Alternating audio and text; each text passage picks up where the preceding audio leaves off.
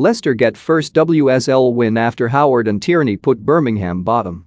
Leicester City players and supporters can breathe a sigh of relief going into the winter break after goals from the defensive duo Sophie Howard and Sam Tierney against Birmingham earned the team a first win and their first points in the Women's Super League, pulling them above their opponents.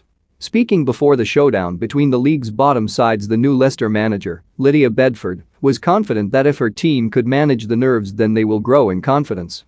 She was right. In a scrappy opening 15 minutes, the home team edged things with some neat passing, and they were rewarded for their efforts shortly after, as the Germany-born Scotland international Sophie Howard curled the ball into the bottom corner from just inside the box. From then the confidence boost was clear, and Leicester should have been 2-up when Natasha Flint squared for the striker Jess Sigsworth, but the 27-year-old put the ball wide from 8 yards out. With Aston Villa having endured a 5-0 defeat against Manchester United in the early kickoff, this crunch tie was more than a showdown between the pair battling relegation. It was also a chance to cut the margin between them and the rest, Leicester's win reducing the gap between 11th in the table and 10th-placed Villa to 7 points.